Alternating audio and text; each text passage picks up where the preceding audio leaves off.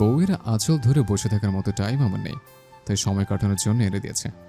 আমি যখন না থাকবো তখন বসে বসে নেটফ্লিক্স দেখবে। কৃতিকের গমগমে রুষ্ট কথায় মেজাজ খিটখিটিয়ে উঠল অরুর। তবে এখনো পর্যন্ত ঝাঁঝিয়ে তেতো গলায় কথা বলার সাহস ওর হয়ে ওঠেনি। তাই অরু সহসায় স্বাভাবিক কণ্ঠে বলল, সময় যখনই নেই, তাহলেও অমন মাঝরাতে রাস্তা থেকে নিয়ে এলেন কেন? কৃতিক রিমোট কন্ট্রোলটা ভালো মতো চেক করতে করতে জবাব দেয়, থাকতে পারছিলাম না, তাই তোকে দেখতে ইচ্ছে করলো। হাজারটা ব্যস্ততাকেও পায়ে ঠেলে দিতে পারি আমি, তাই আমার ফিলিংস নিয়ে এত ভাবতে হবে না তোর। নিজে কোনো বাংলা বাচ্চার মতো মুখ বানিয়ে রেখেছিস, সেটা নিয়ে ভাব। অরু আর জবাব দিল না। কৃতিকের সাথে বেহুদা তর্ক করার এনার্জি নেই ওর। মনটা বিষিয়ে আছে সেই সকাল থেকেই।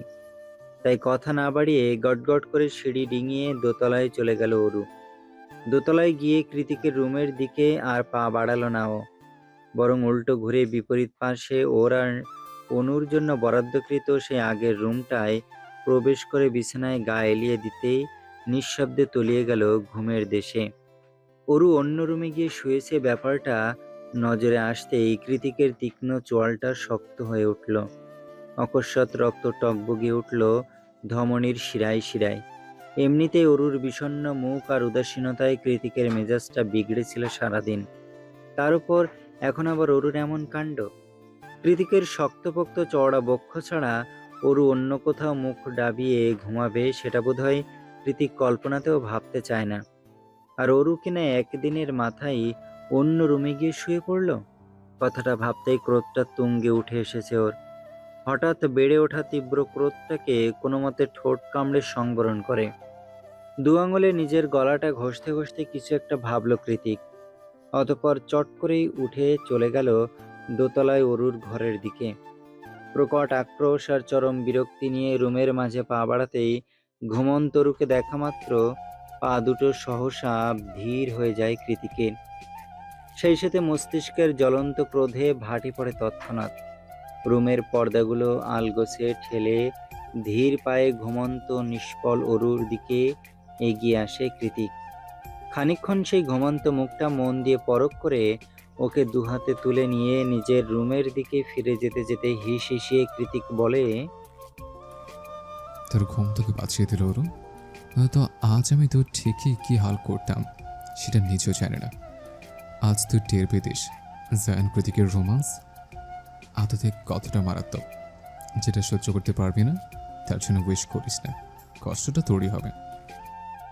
অরু সন্ধ্যাবেলায় ঘুমিয়েছে, আর এখন রাতের শেষ প্রহর চলমান।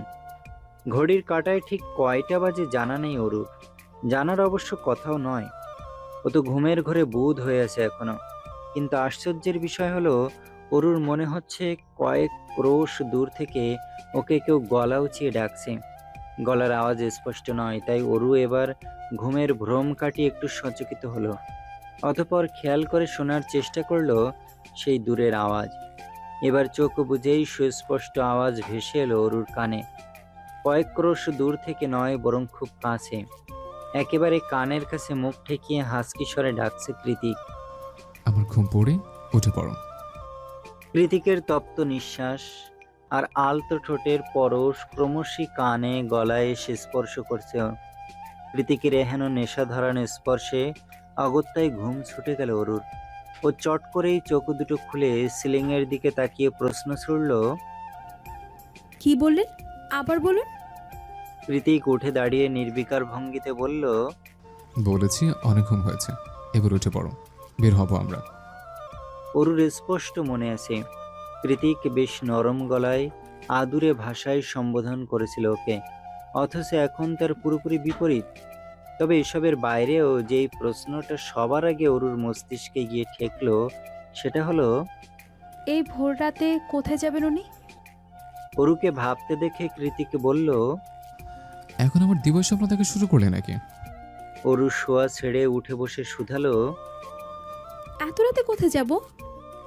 কৃতিক অরুকে বাচ্চাদের মতো কোলে তুলে নিয়ে বাইরের দিকে এগোতে এগোতে বলল, আমি যেখানে নিয়ে যাব, যেদিক নিয়ে যাব, যে দেশে নিয়ে যাব, ইভেন মরতে নিয়ে গেলেও সেখানে চুপচাপ যাবি তুই, উইদাউট এনি কোয়েশ্চেন আর এনি ডাউট। অরু নিজের ঝিম ধরা ঘুমো ঘুমো মাথাটা কৃতিকের কাঁধের ওপর এলিয়ে দিয়ে মনে মনে বলে, করব না। কখনো কোনো প্রশ্ন করব না। যেখানে খুশি নিয়ে যাও, শুধু এইভাবে নিজের বুকের মাঝে আগলে রেখো। আমি চোখ বন্ধ করে অনুসরণ করব তোমায়, even without any question for any doubt. হাইওয়ের রাস্তা ধরে হাওয়ার গতিতে ছুটে যাচ্ছে ইয়ামাহা খচিত গাঢ় নীল রঙের বাইকটা। স্পিডোমিটারের গতি তখনও 100 কাটা ছুঁই ছুঁই। অরু শক্ত করে জড়িয়ে ধরে রেখেছে কৃতিককে। ও জানে না কৃতিক ওকে ঠিক কোথায় নিয়ে যাচ্ছে। তার উপর ঘুমের রেশ এখনো কাটেনি ভালো করে। কি করেই বা কাটবে? ভোরের আলো ফুটতে এখনো ঢের বাকি। অগত্যায় নিজের টাল সামলানোর জন্য কৃতিকের পিঠে মাথা ঠেকিয়ে জুবুথুবু হয়ে বসে আছে অরু। ওর পরনে এখনো কৃতিকের কালো রঙা টি শার্ট আর 3/4। কৃতিকের পরনেও একই রঙের কেলভিন ক্লাইন খচিত টি শার্ট।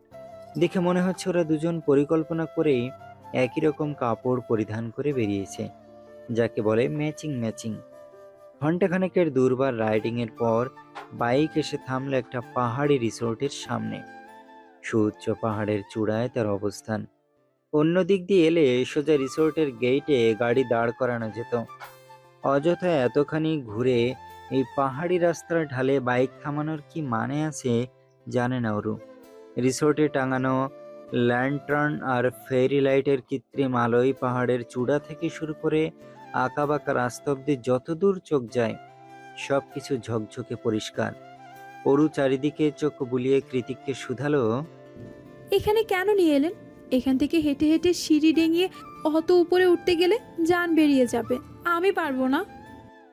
কৃতিক নিজের হেলমেট খুলে বাকেট হ্যাটটা পরে নিয়ে তীক্ষ্ণ আওয়াজে বলল। তোকে উঠতে বলেছি আমি? অরু মুখ কাচুমাচু করে বলল। তাহলে? কৃতিক আর জবাব দিল না অরুর প্রশ্নের, বরং এগিয়ে এসে অরুকে কোলে নিয়েই একে একে সিঁড়ি ভেঙে উঠতে লাগলো পাহাড়ের চূড়ায়। কৃতিকের এহেন কাণ্ডে অরুর চোখ কপালে উঠে গিয়েছে, সেই সাথে শুকিয়ে গিয়েছে গলার তরলটুকুও। নিজের শক্ত হাতে কৃতিকের গলা জড়িয়ে ধরে জিভ দিয়ে অধর ভিজিয়ে কম্পিত কণ্ঠে অরু বলে, এইভাবে কোলে নিয়ে অত উপরে ওঠাটা রিস্ক হয়ে যাচ্ছে না? না মানে এধার ওধার হয়ে গেলে যদি কিছু হয়ে? কৃতিক অরুর দিকে না চেয়েই পা চালাতে চালাতে জবাব দিল, মরলে দুজন একসাথে মরবো, আর কোনো আফসোস থাকবে না, সেটাই ভালো নয় কি? কিন্তু আপনার তো আমাকে নিয়ে উঠতে কষ্ট হচ্ছে। কৃতিক অরুকে এক ঝলক দেখে নিয়ে উপরে উঠতে উঠতে বলল, আমি একবারও বলেছি তোকে করে নিয়ে উপরে উঠতে আমার কষ্ট হচ্ছে? কৃতিকের কথায় অরু না সূচক মাথা নাড়ালে কৃতিক পুনরায় বলে, তাহলে বেশি বলছে বন্ধ কর, নয়তো মার খাবি। কৃতিকের এহেন কথায় অভিমান হলো অরুর। আগে সম্পর্ক যাই ছিল মানা যায়, কিন্তু এখন তো স্বামী হয়ে গেছে, এখনো কিনা কৃতিক মারতে চায় ওকে। ব্যাপারটা বেশ অপমানজনক আর লজ্জার। স্বাভাবিকভাবে অরুরও খারাপ লেগেছে, তাই দরদ দেখানোর সকল ইচ্ছেকে জলাঞ্জলি দিয়ে আর একটাও কথা না বাড়িয়ে চুপচাপ হয়ে কৃতিকের কোলেই বসে রইল অরু। কৃতিক যখন পাহাড়ের চূড়ায় এসে অরুকে কোল থেকে নামিয়ে দেয় তখনও ভোরের আলো ফোটেনি। রিসোর্টের আবছা আলোয় অরু চারিদিকে তাকিয়ে বুঝতে পারে জায়গাটা সংরক্ষিত, কিন্তু আপাতত কোনো মানুষের আনাগোনা নেই এখানে। পিছনে অবস্থিত সফেদ রঙা কটেজগুলোর ব্যাকইয়ার্ডটা বেশ সুন্দর এবং সুসজ্জিত, আর সামনে রয়েছে বিস্তৃত খোলা আকাশ।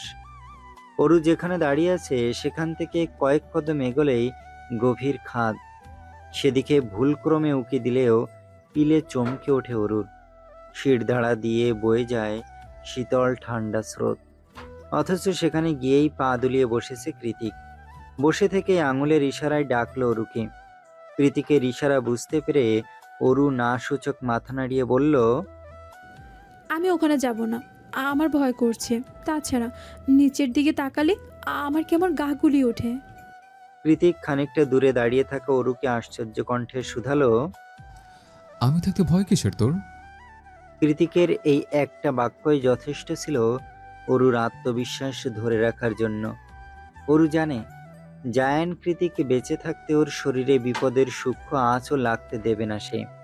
অবশেষে সেই বিশ্বাসের দৃঢ়তা থেকেই সহসা এগিয়ে গিয়ে সাবধানে কৃতিকের গা ঘেঁষে পাহাড়ের চূড়ায় বসে পড়ল অরু।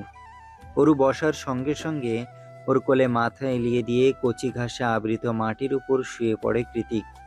কৃতিকের এহেন কাণ্ডে অরু ধড়ফড়িয়ে উঠে বলল, কি করছেন? খাতে পড়ে যাবেন তো। অরু কথায় কৃতিক বাঁকা হাসিতে ঠোঁট প্রশস্ত করে।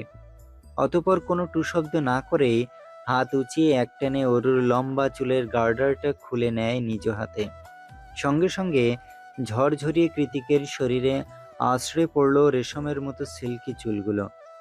অরুর চুলগুলোকে নিজের বুকে জায়গা করে দিয়ে কৃতিক বলল, খোলা চুলে থেকে বড় বড় অ্যাট্রাকটিভ লাগে, আমি পাগল হয়ে যাই দেখলে। কৃতিকের কথায় অরু ভুরু কুঁচকাল।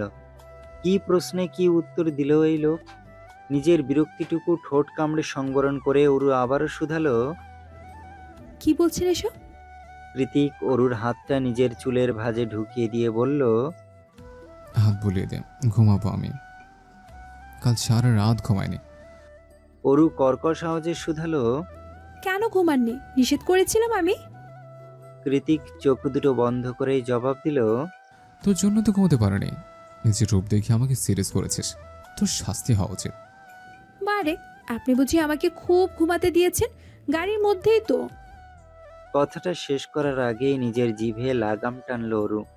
কথায় কথায় কী সব বলা শুরু করেছে টের পায়নি তখন। আর এখন নিজের লাগামহীন কথায় নিজেরই লজ্জা লাগছে খুব। মনে মনে ভাবছে, সব দোষ ওই জায়ান কৃতিকের। ওনার সাথে 2 দিন থেকে ঠোঁট কাটা হয়ে গিয়েছি আমি।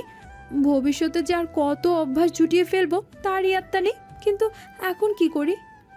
অগত্যায় কথা অন্যদিকে ঘুরিয়ে অরু নরম স্বরে কৃতিককে বলল, ঘুমাবেন যখন বাড়িতে ঘুমালেই তো পারতেন। কষ্ট করে অত দূর রাইড করে আসার কি দরকার ছিল শুনি? হুম। কৃতিক ঘুমু ঘুমু আওয়াজে জবাব দিল। কেন নিয়ে এসেছে সেটা একটু পরেই বুঝতে পারবি। কৃতিক ঘুমিয়েছে অনেকক্ষণ।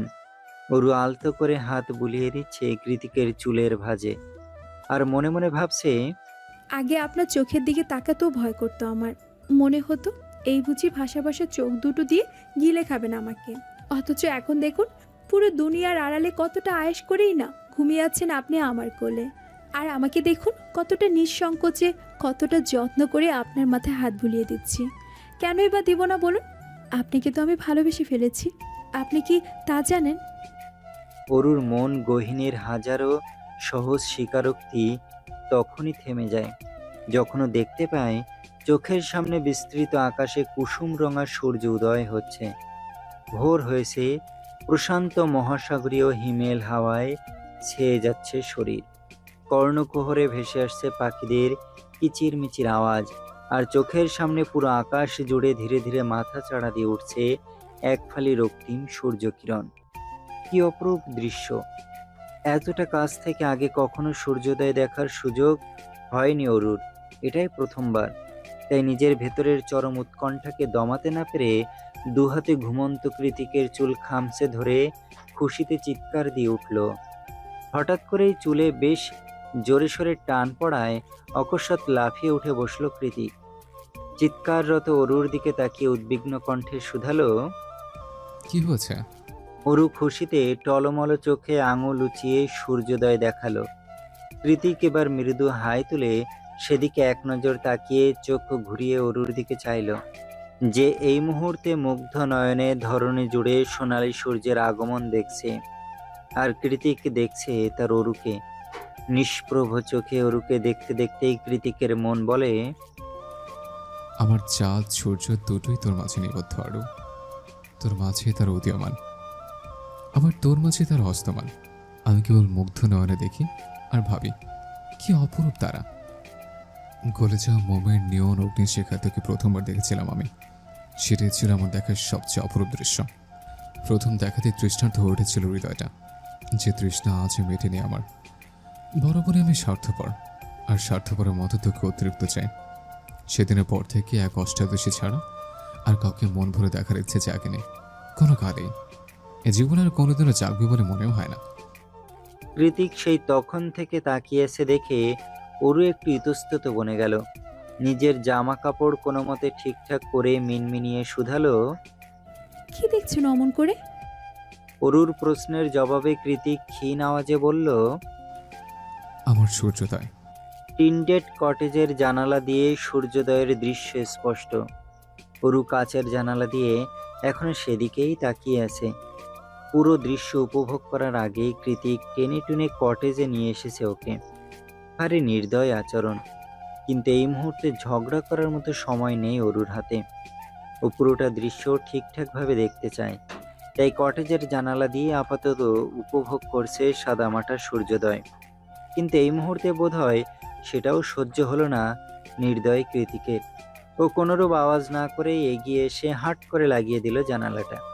এবার বিরক্তিতে চিড়বিড়িয়ে ওঠে অরু। নিজের রাগটাকে কোনোভাবেই দমাতে না পেরে তেতো গলায় কৃতিককে বলে। কি সমস্যা? অরুর কাঁধের ওপর নিজের চিবুক ঠেকিয়ে কৃতিক হিসিয়ে জবাব দেয়। আমার এই টি শার্টটা তোর পরনে বিশ্রী লাগছে ওরু, খুলে ফেলে। কৃতিকের কথায় অরুর গলা শুকিয়ে এলো। ঠান্ডার মাঝেও হাতের তালু ভিজে উঠল তপ্ত ঘামে। লজ্জায় কথা আটকে আসছে, তবুও নিজের মধ্যে একটু মেকি গম্ভীর্য ধরে রেখে কথা ছড়ে অরু। কেন? আপনি তো কালই বললেন যে আপনার জামা কাপড়ে আমাকে মারাত্মক লাগে। কৃতিক নিজের বলিষ্ঠ হাতে অরুর পরনের টি শার্টটা টেনে খুলতে খুলতেই হাসকি স্বরে বলল। কাল পরার পরে মারাত্মক লেগেছে, আর আজ খোলার পরে depends on my mood.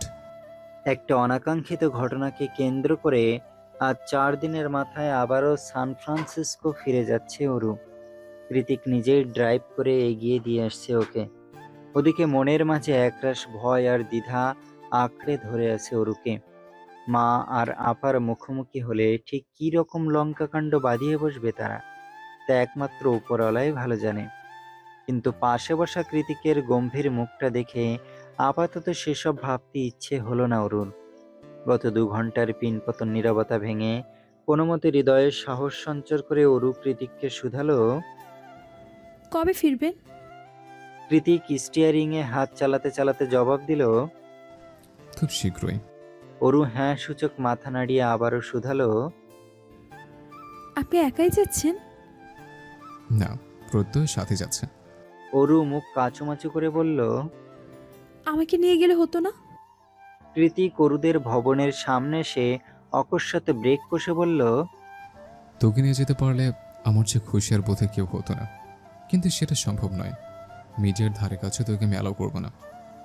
Aru অগত্যায় হ্যাঁ সূচক মাথা নাড়িয়ে শুকনো মুখে গাড়ি থেকে নেমে গেল। কৃতিকও নামলো ওর সাথে সাথে। কৃতিককে নেমে আসতে দেখে অরু শুধালো। আবার নামতে গেলেন কেন? আপনার ফ্লাইট মিস হয়ে যাবে তো। কৃতিক পকেটে হাত গুজে অন্য হাতে অরুর ঘাড় টেনে নিজের দিকে নিয়ে এসে কাতর কণ্ঠে বলল। একবার তুমি করে ডাক, তারপরে চলে যাচ্ছে। কৃতিকের কথায় অরু শুষ্ক ঢোক গিলে ওর গলাটা 2 হাতে জড়িয়ে ধরে ফিসফিসিয়ে বলল। ফিরে আসুন তাড়াতাড়ি, সব আবদার মেটাবো, প্রমিস। কৃতিক ব্যথাতুর হাসল, অতপর ক্রোধিত সুরে বলল। তোর মাকে ম্যানেজ করা না একান্তই তোর ব্যাপার, বাট আমি ফিরে এলে আমার সাথে আমার বাড়িতে ফিরবে। That's my order. অরু হ্যাঁ সূচক মাথা নাড়ায়, ওকে আশ্বস্ত করে বলে। বুঝেছি, এখন যান। কথা শেষ করে সামনের দিকে এগিয়ে যায় অরু। কৃতিক এখনো সেখানে ঠায় দাঁড়িয়ে। এতক্ষণ ধরে নাকের আশেপাশে মো মো করতে থাকা বনফুলের মেয়েলি সুঘ্রাণটা অরু যাওয়ার সাথে সাথে কেমন মিলিয়ে যাচ্ছে। অরুর হঠাৎ দূরত্বে কৃতিকের কেমন দম আটকে আসছে। ব্যথায় ভরে উঠেছে হৃদয়টা। নিজের অজান্তেই হাত চলে গিয়েছে বুকের বাঁ পাশে। আজ এই মুহূর্তে জীবনে প্রথমবার কৃতিক অনুভব করলো ওর হার্টবিট ফেল করছে। ক্রমশ হৃদস্পন্দন গতি হারাচ্ছে। অরুর প্রতি অ্যাট্রাকশন তো নতুন কিছু নয়, তাহলে নতুন করেই সুপ্ত অনুভূতি কোথা থেকে উদয় হলো? কৃতিক চোখ বন্ধ করে কিছু একটা ভাবল। তার পরক্ষণে গলা উঁচিয়ে স্পষ্ট আওয়াজে বলে উঠল। Oru, I love you. কৃতিকের বলা ক্ষুদ্র ক্ষুদ্র কয়েকটা শব্দে পা দুটো অকস্মাৎ থমকে গেল অরুর। সামনে পা বাড়ানোর শক্তি নেই আর। পুরো শরীর মন ছেয়ে গিয়েছে অজানা বৈদ্যুতিক শিহরণে। হৃদয়ের কানায় কানায় টইটুম্বুর হয়ে উপচে পড়া অনুভূতির জোয়ার। গলায় আটকে আছে তীব্র কান্নার রেশ। ও আর এভাবে দাঁড়িয়ে থাকতে পারল না এক মুহূর্ত। তৎক্ষণাৎ দৌড়ে গিয়ে ঝাঁপিয়ে পড়ল কৃতিকের বুকে। একবার, দুইবার, তিনবার কৃতিকের আঙুলে চাপ দিয়ে কিছু একটা সংকেত বোঝালো। অতঃপর গলা খাদে নামিয়ে রিনরিনে আওয়াজে বলল, আমিও তোমাকে ভালোবাসি জায়ান কৃতিক, খুব ভালোবাসি। ঝিমিয়ে পড়া মরা বিকেলে সূর্যরশ্মির আলোর ছটা মিয়ে এসেছে কিছুটা। চোখের সামনে পরিষ্কার তকতকে পিচঢালা রাস্তাতেও শেষ বিকেলের ছায়া পড়েছে। মাঝ আকাশে পাখিদের ঘরে ফেরার ঢল। সরাসরি উইল্ড মিলগুলো এখনো স্বীয় গতিতে ঘুরছে। ঈশান কোণে মেঘ জমেছে। খানিক বাদে বাদেই মেঘের গুড়গুড়ানি ভেসে আসছে সেটা থেকে। ব্ল্যাক মার্সিডিজের টিনডেড জানালা দিয়ে বাইরের দিকে এক নজর পরখ করে আবারও ড্রাইভিংয়ে মন দিল প্রত্যয়। গন্তব্য এয়ারপোর্ট। গাড়ির স্টিয়ারিংয়ে হাত চালাতে চালাতেই লুকিং গ্লাসে চোখ রেখে এক নজর কৃতিককে পরখ করে নিল সে। পিছনে বসে ব্যাক সিটে মাথাটা এলিয়ে দিয়ে চোখ দুটো বন্ধ করে রেখেছে কৃতিক।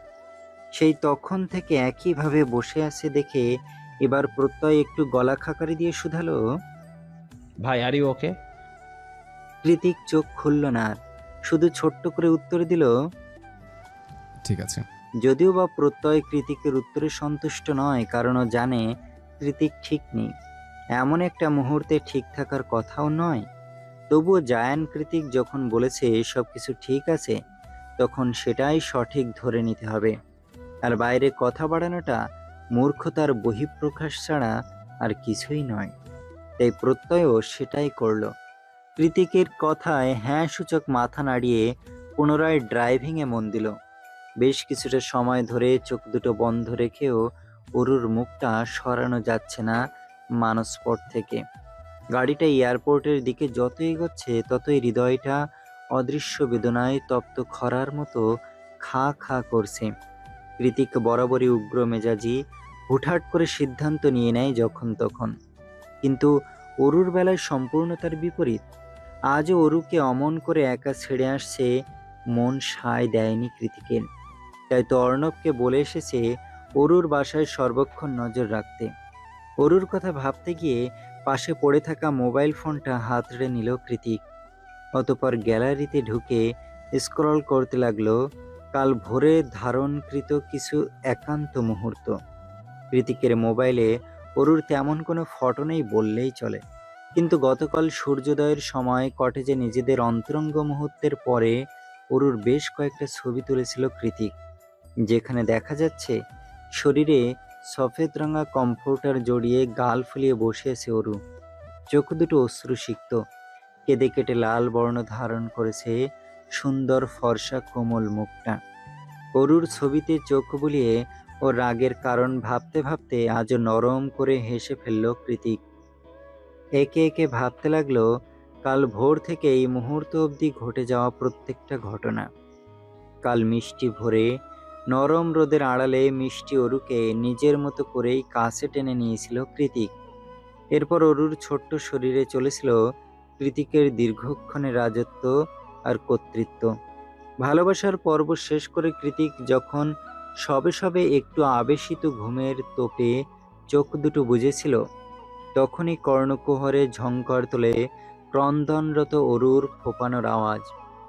অরু কাঁদছে ব্যাপারটা মস্তিষ্কে গিয়ে বিট করতেই শোয়া থেকে চট করে উঠে বসল কৃতিক। ঘুম জড়ানো কণ্ঠে অবুজের মতোই চোখ বড় বড় করে প্রশ্ন করল অরুকে, কি হয়েছে? কাঁদছিস কেন? বয়সে 12 বছরের বড় কৃতিকের কাছে অষ্টাদশী অরু বরাবরই বাচ্চা সম। একমাত্র কৃতিক আর আপার সামনেই ওর বাচ্চামি করার স্বভাব রয়েছে। কৃতিকের আওয়াজ পেয়ে অরু এই মুহূর্তে বাচ্চাদের মতোই ফ্যাঁসফেঁসিয়ে কেঁদে ফেলল। শরীরে একটা সুতাও নেই। কোনো মতে নরম চাদরটাকে শরীরে পেঁচিয়ে অরু অস্পষ্ট আওয়াজে ফোপাতে ফোপাতে বলল, আমাকে একটু কষ্ট দিবেন না, সব সময় জেন্টাল থাকবেন। অথচ আজকে দেখুন আপনার ভালোবাসার চোটে আমি আহত হয়ে গিয়েছি। অরুর কথায় কৃতিক উদ্বিগ্ন হয়ে শুধালো। বেশি লেগেছে? ডক্টরের কাছে যেতে হবে? অরু দাঁত কটমটিয়ে বলল। চুপ করুন বেহায়ালো, এইসব অসুস্থতা নিয়ে কেউ ডক্টরের কাছে যায়? কেউ না গেলেও তুই যাবি, কারণ তোকে নিয়ে আমি একটু রিস্ক নিতে চাই না। এমনিতে হিসেবের জন্য তোর বয়সটা অনেক কম। কৃতিক কথা শেষ করে অরুকে কোলে নেওয়ার জন্য উদ্যত হলে অরু হুড়মুড়িয়ে খাট থেকে নেমে যায়। তবে বিছানা ছেড়ে নেমে গিয়ে খুব একটা সুবিধা করতে পারল না বেচারি। পা দুটো অবশ হয়ে থাকার দরুন কমফোর্টার সহই ধপ করে বসে পড়ল মেঝেতে। অরুর এহেন নাজেহাল অবস্থা দেখে ঠোঁট টিপে হাসি সংবরণ করল কৃতিক। অতঃপর এগিয়ে গিয়ে অরুকে পুনরায় বাহুবদ্ধ করে কোলে তুলে ওর কানের কাছে মুখ নিয়ে হাস্কি টোনে হিসিয়ে বলে। আগেই বলেছিলাম তোকে, ডার্ক রোমান্স আমার বেশ পছন্দ। কৃতিকের কণ্ঠে ঘোর মাদকতা, চোখ দুটোতে কামনার জোয়ার। ওর এমন দ্রুত নিঃশ্বাসে ভড়কে যায় অরু। শুষ্ক ঢোক গিলে শুধায়। কি হয়েছে আপনার? অরুকে বিছানায় ছুঁড়ে ফেলে দিয়ে তপ্ত আওয়াজে কৃতিক বলে। Baby, from now on, I won't be gentle anymore. Be a good girl, okay? Aru হকচকিয়ে উঠে বলল। কি? অরুর আশ্চর্যের সীমানা তুঙ্গে নিয়ে ঠোঁটের কোণে একটা ক্রূর হাসি ঝুলিয়ে বেড সাইড টেবিলের ড্রয়ার থেকে একটা হ্যান্ডকাপ বের করতে করতে কৃতিক বলল। ভয় নেই, আমার সাথে থাকলে অভ্যেস হয়ে যাবে। রিসোর্ট থেকে বাড়িতে ফিরে বেলা 12টার দিকে পুরোপুরি ফর্মাল গেটআপে রেডি হয়ে রুম থেকে বেরিয়েছে কৃতিক।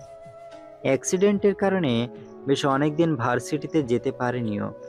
গতকাল উইকেন্ড ছিল বলে বাড়িতেই সময় কাটিয়েছে। আর আজ হুট করেই ডিপার্টমেন্ট প্রফেসরদের মিটিংয়ে জরুরি তলব পড়েছে ওর, না গেলেই নয়। তাই তো অরুকে নিয়ে দ্রুত বাড়িতে ফিরেছে কৃতিক। তবে বিপত্তি ঘটেছে অরুকে নিয়েই। সেই যে রিসোর্টে বসে রাগ করে গাল ফুলিয়েছে, এখনো সেভাবেই বসে আছে। অরুর কাছে অবশ্য রাগ করার যথাযথ যুক্তি রয়েছে। তবে কৃতিকের মতামত অনুযায়ী নিজেকে সামলাতে না পারলে আমার কি করণীয়? হলরুমের কাউচে বসে টিভি দেখতে দেখতে অরুর চোখ গেল কৃতিকের দিকে। শরতের আকাশের মতো লাইট ব্লু শার্টের ফুল স্লিভ ছাতার বোতামগুলো বেশ মনোযোগী দৃষ্টিতে লাগাতে লাগাতে নিচে নামছে কৃতিক।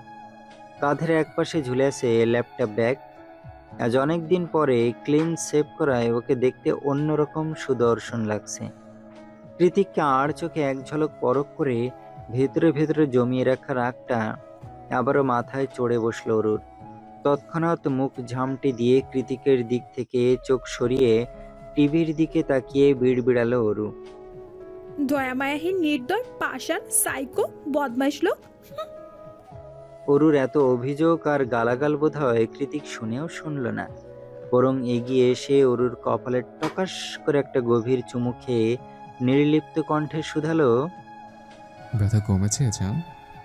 অরু জবাব না দিয়ে অন্যদিকে মুখ ঘুরিয়ে নিল। অরুর কাণ্ডে কৃতিক চোয়াল শক্ত করে বলল। ইগনোর করা আমার পছন্দ নেই অরু। তুই আমাকে যা খুশি বল, সমস্যা নেই। আমার উপর জিদ ফলাতে নিচের হাত ব্যবহার কর, তাতেও সমস্যা নেই। কিন্তু আমাকে ইগনোর বা রিজেক্ট করার দুঃসাহস দেখাবি না আর, কখনোই না। অরু এবার মাথা নিচু করে মিনমিনিয়ে বলল। আপনি আমাকে কষ্ট দিয়ে আনন্দ পান, তাই না? কৃতিক অরুর চিবুক ধরে ওর মাথাটা তুলে চোখের মধ্যে চোখ রেখে বলল। তুই আমার সম্পত্তি পেয়ে, তুই সবকিছু আমার জন্য বিলং করে। যেভাবে খুশি তোকে সেভাবে আদর করার অধিকার রাখি আমি। এটাকে যত দ্রুত পজিটিভলি নিবি, তত তাড়াতাড়ি তোর কাছে সবকিছু স্বাভাবিক মনে হবে। কথা শেষ করে নতুন উদ্যমে অরুর দুগালে চুমু খেয়ে গটগটিয়ে বেরিয়ে গেল কৃতিক। অরুর শরীরটা সত্যি সত্যি ভালো নেই। সকাল থেকেই জ্বর জ্বর ভাব, শরীর ম্যাজম্যাজ করছে। আগের রাতে না ঘুমানোর দরুন মাথাটাও ধরে আছে খুব। এই মুহূর্তে বিশ্রাম নেওয়াটা বড্ড জরুরি। তাই কৃতিকের অর্ডার করে রেখে যাওয়া খাবার আর ওষুধ খেয়ে হলরুমেই চাদর টেনে ঘুমিয়ে পড়ে অরু। একটা দুঃস্বপ্নের মাঝপথে আটকে গিয়ে অরুর যখন হুট করেই ঘুম ছুটে যায়, তখন সূর্য ঢলে পড়েছে পশ্চিম আকাশে। দুঃস্বপ্নের পরিণতি জানার সাহস কিংবা ইচ্ছে কোনোটাই নেই ওর। অগত্যায় ধড়ফড়িয়ে শোয়া ছেড়ে উঠে বসল অরু। ঠান্ডার মধ্যেও শরীরটা ঘামে ভিজে জবজব করছে। হাঁপড়ের মতো ওঠানামা করছে শ্বাস প্রশ্বাস। ভয়ে জর্জরিত চুপসে যাওয়া মুখমণ্ডলটাকে বেশ অনেকক্ষণ লাগলো স্বাভাবিক করতে। কিছুক্ষণ একইভাবে বসে থেকে হাতের পিঠ দিয়ে কপালের ঘামটুকু মুছে চারিদিকে চোখ বোলালো অরু। রুমটা অন্ধকারে ছেয়ে আছে, হয়তো কৃতিক এখনো ভার্সিটি থেকে ফেরেনি। অন্ধকার রুমের আনাচে কানাচে লেজ নাড়িয়ে ঘুরে বেড়াচ্ছে বিড়াল ছানা ডোরা। কৃতিকের বাড়ির ফ্রি সার্ভিসে আগের থেকে বেশ নাদুস নুদুস হয়েছে সে।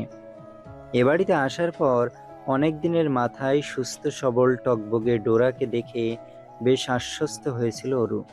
মনে মনে ভেবেছিল, সবাই মিথ্যা বলে, আমার জায়ান কৃতিক এতটাও খারাপ না। কিছুক্ষণ ধরে বসে বসে ডোরার নড়নচড়ন লক্ষ্য করার পরে কয়েকবার নাক টেনে ভিতরে অনেকটা ঠান্ডা বাতাস পুরে নিয়ে ধীর পায়ে রুমে চলে গেল অরু। অতপর ফ্রেশ হয়ে জামা কাপড় পাল্টে পুনরায় ফিরে এলো হলরুমে। এখন সত্যি শরীরটা বেশ হালকা লাগছে, মেজাজটাও ফুরফুরে। অগত্যায় ডোরাকে কোলে নিয়ে অরু গিয়ে বসলো টিভি দেখতে। আজকাল এ বাড়িতে থাকা সত্ত্বেও ড্রকে সময় দিতে পারে না অরু। কি করেই বা দেবে? আরেকজনের হাজার রকমের মুড সুইং মেটাতে মেটাতেই ওর ছোট্ট জীবনটা ফালা ফালা। কখনো বিরক্ত হবে তো কখনো আদর করবে, কখনো চড়িয়ে গাল লাল করে দেবে তো কখনো নিজেই সেখানে মলম ঘষবে। কি মুশকিল! রিমোট দিয়ে এক এক করে টিভির চ্যানেল পাল্টাচ্ছে অরু। কোনো কিছুই ভাল লাগছে না। বিদেশি চ্যানেলের ছাতার মাথা কিছুই বোঝার জো নেই, ওদিকে নেটফ্লিক্স দেখার মতো ধৈর্য নেই। অরু যখন টিভির চ্যানেলে পাল্টাতে গভীর মনোযোগী, তখনই বাড়িতে ফিরে কৃতিক। হলরুমে এক মুহূর্ত অপেক্ষা না করে সোজা সিঁড়ি ডিঙিয়ে রুমে গিয়ে গলা উঁচিয়ে ডাকতে শুরু করে অরুকে। অরু, অরু, ডাকছি আমি, রুমে আয়। সকালের রাগে এখনো ভাটি পড়েনি অরুর, তার উপর এখন আবার উদ্ভ্রান্তের মতো রাগি রাগি গলায় ডাকছে কৃতিক। কৃতিকের চোখের সামনে পড়লেই সকালের কথা মনে পড়ে যায় ওর। লজ্জা আর অভিমান দুটোই তড়তড়িয়ে বেড়ে যায় তৎক্ষণাৎ। ওই জন্যই হয়তো অরু আর বেডরুমের দিকে পা বাড়ানোর সাহস পেল না। চুপচাপ ঘাপটি মেরে বসে রইল কাউচের উপর।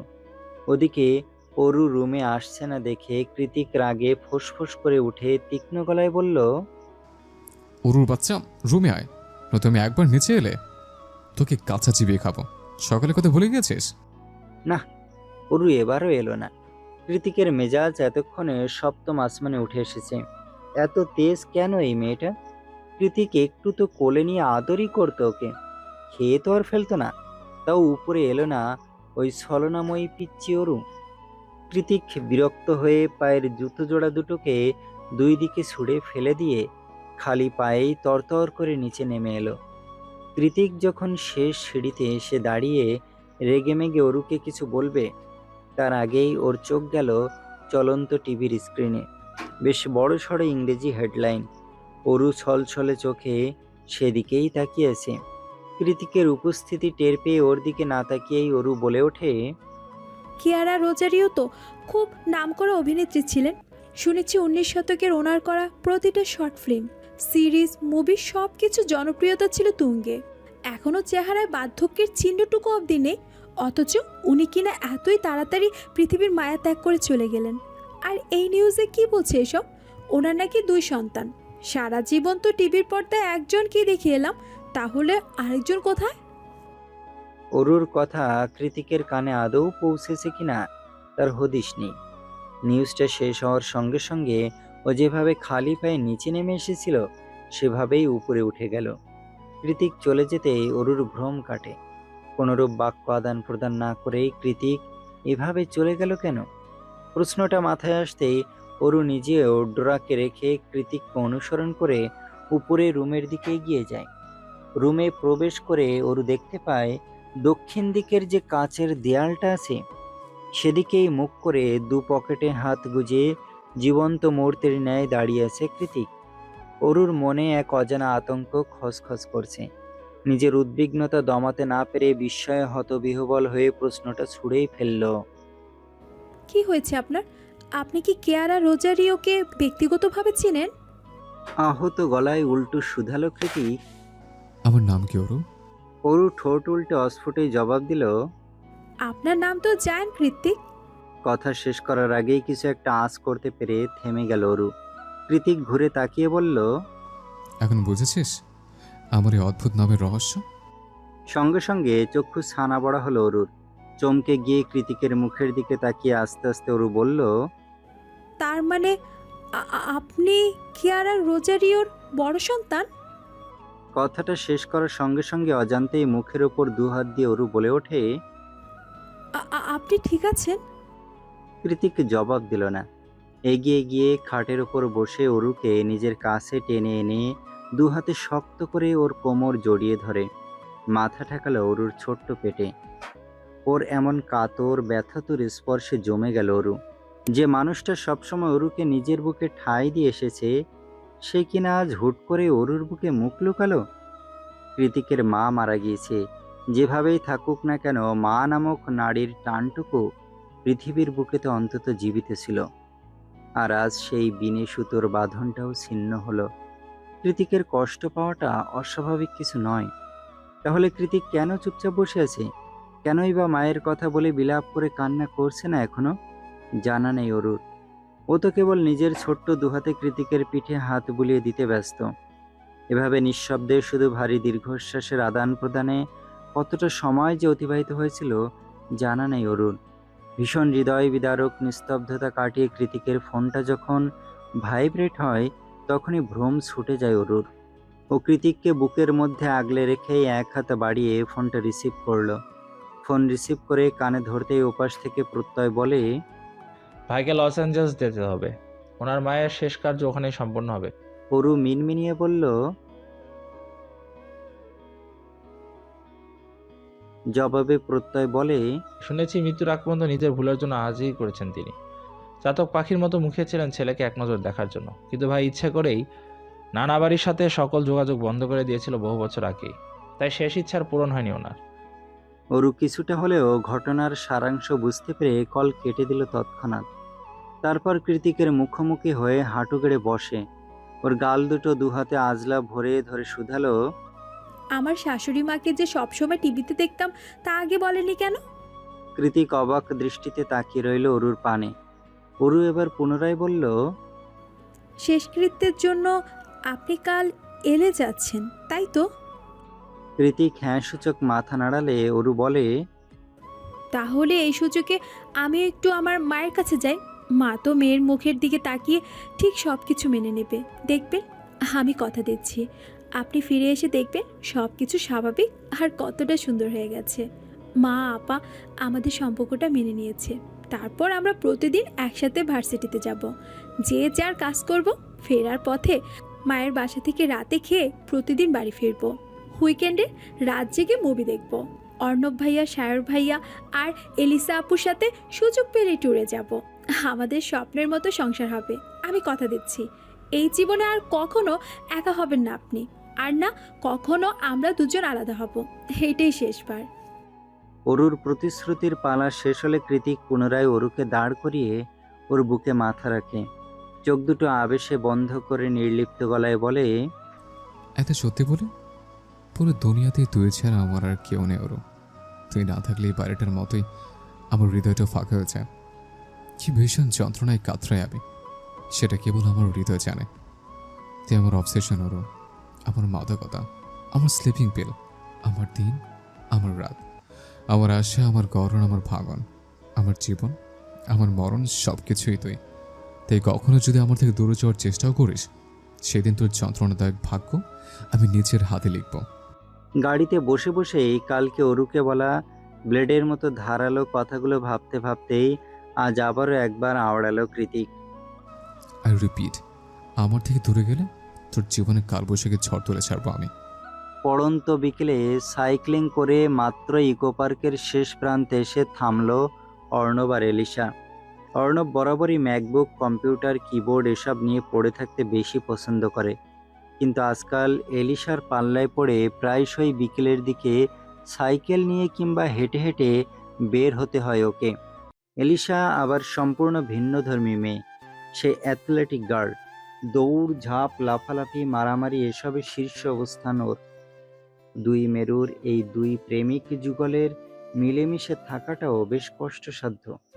তবু এলিশাকে বসে রাখার জন্য নিজের সর্বোচ্চ চেষ্টা করে অর্ণব। মনে মনে ভাবে, ভালোবাসি, ফেলে তো আর দিতে পারি না, কিন্তু এই বদমেজাজি উননচণ্ডী মেয়েটার একটা দফা রফা করতেই হবে এবার। এলিশা সাইকেলের চেইনে চোখ বোলাতে বোলাতে শুধালো। কি ভাবছিস? অর্ণব মাথা চুলকাতে চুলকাতে আশপাশটা পরখ করতে করতেই চট করে বলে ওঠে। দেখ এলি, এখানে একটা চার্চ। এলিশা এক নজর সেদিকে তাকিয়ে ভুরুকুচকে বলল, তো তো মানে, চল গিয়ে ফাদারের কাছ থেকে আশীর্বাদ নিয়ে আসি। উপরে উপরে এলিশাকে পটালেও মনে মনে অর্ণব ভাবে, বজ্জাত মহিলা, একবার চার্চে চল। ফাদারের কাছ থেকে বশীকরণ পানি পড়া এনে যদি তোকে না খাইয়েছি, তবে আমার নামও অর্ণব সায়ন্ত নয়। অর্ণবের কথায় এলিশা কিছু একটা ভাবল, তারপর না সূচক মাথা নাড়িয়ে বলল, না, যাব না। সন্ধ্যা হয়ে আসছে, চল ফিরে যাই।